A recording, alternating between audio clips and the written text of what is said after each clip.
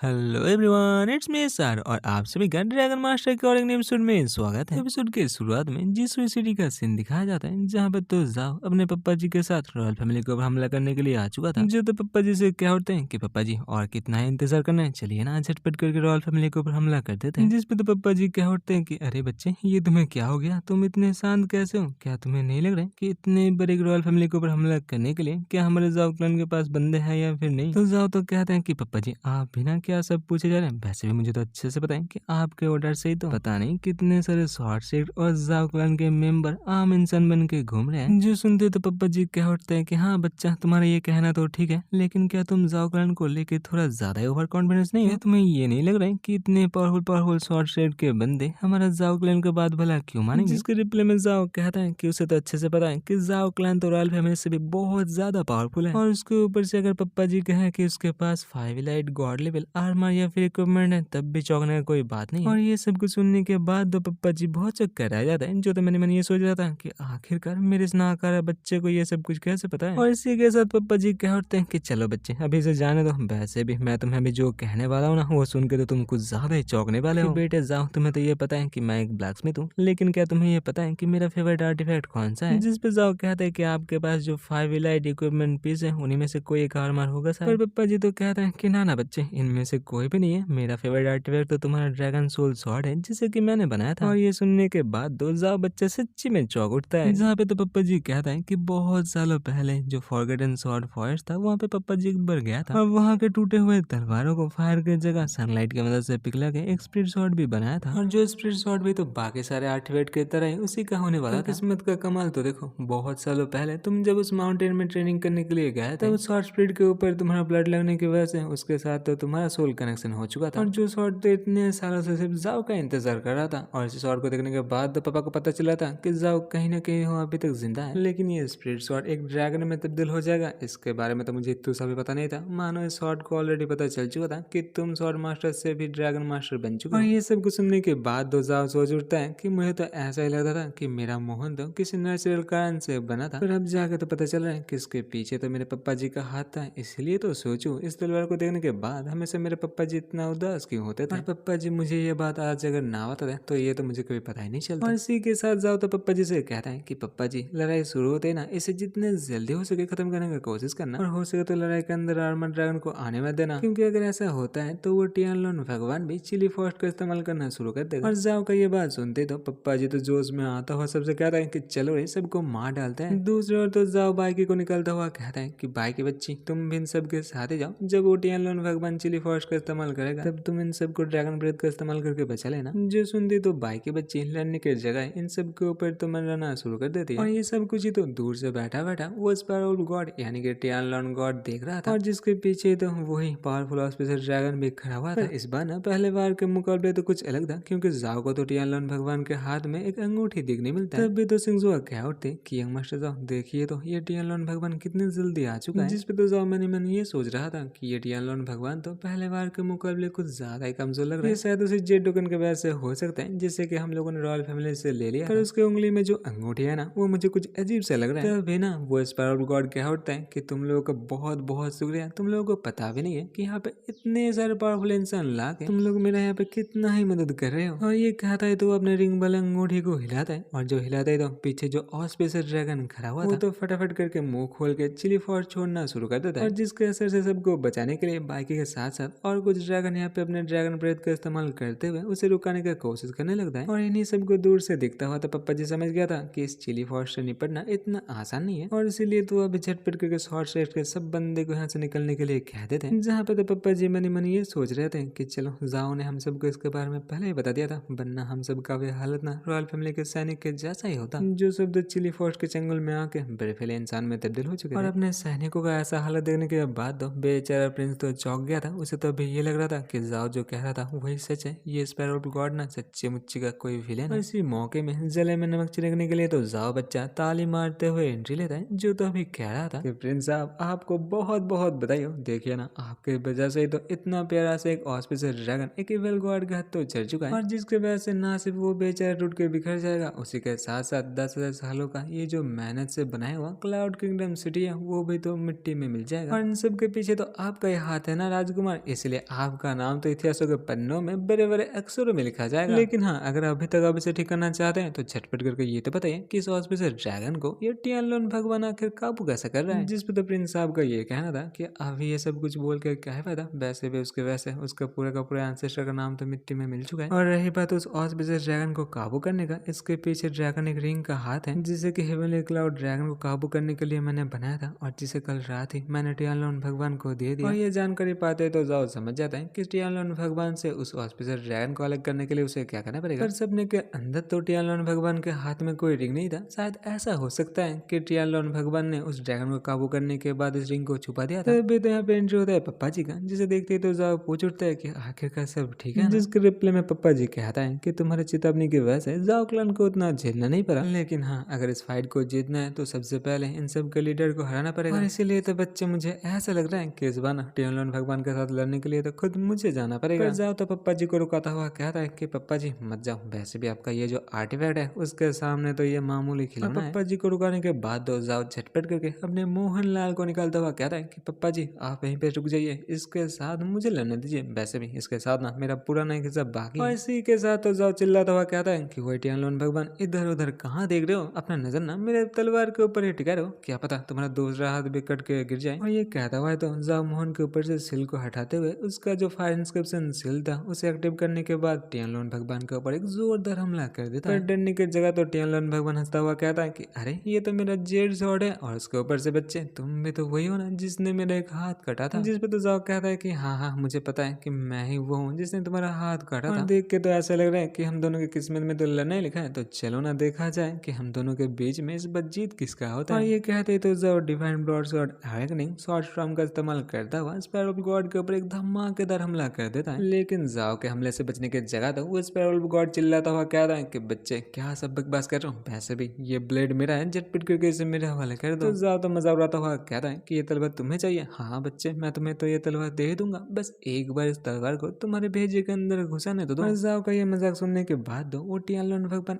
इतना ही गुस्सा हो जाता है कि गुस्से का मार तो एनर्जी में तब्दील होकर जाओ के ऊपर हमला करना शुरू कर देता है। और टियानलोन भगवान का ये हमला तो कुछ नया था, जिसे देखने के बाद दो जाओ थोड़ी देर के लिए चौंक जाते हैं। उसके बाद तो जैसे तैसे इससे बचते बचाता जाओ भी उल्टा उसके ऊपर हमला करना शुरू कर देता है। पे तो टियानलोन भगवान भी देखते हैं कि जाओ का पावर उसके ऊपर ये जेड स्वॉर्ड और उसके ऊपर से अभी तो बेचारे टियानलोन भगवान के पास कोई जेड का टुकड़ा भी नहीं है, इसीलिए तो वो फटाक से एक जायंट स्नेक में तब्दील होकर जाओ को खाने का कोशिश करता है। जिससे बचने के लिए जाओ तो अपने डेविल लाल को बुला लेता है, जिसे कि उसने तो सपने में बुलाया नहीं था। और डेविल लाल का एंट्री ये भी तो कुछ ज्यादा ही अच्छा था, जो तो बाहर निकलते वक्त अपने जो डार्क डोमेन था उसी का इस्तेमाल करते हुए अपने साइज को ना कुछ ज्यादा ही बढ़ा लेता है। और जिसे देखने के बाद दो टियानलोन भगवान भी थोड़ी देर सोच में पड़ जाते हैं कि आखिरकार जाओ के पास इतना पावरफुल ड्रैगन आया तो आया कहाँ से। जो ड्रैगन यानी कि डेविल लाल तो बाहर आते ही झटपट करके उस टियानलोन भगवान यानी कि उस सांप को अपने पंजों में दबोचने की कोशिश करता है, पर बेचारे डेविल लाल का कोशिश तो नाकाम हो जाता है, क्योंकि मुसीबत समझते तो वो टियानलोन भगवान दोबारा से डार्क एनर्जी में तब्दील होकर डेविल लाल के जंगल से निकल जाता है। हाँ आज तक था, इसी के साथ ये वाला एपिसोड होता है खत्म। आशा है आप सबको ये वाला एपिसोड अच्छा लगा है, अगर अच्छा लगा ना तो लाइक कमेंट और हाँ सब्सक्राइब करते हुए जाना। मिलते हैं और एक नए एपिसोड के साथ, तब तक के लिए टाटा बाय बाय और सायोनारा। और हाँ आप सबको हैप्पी क्रिसमस।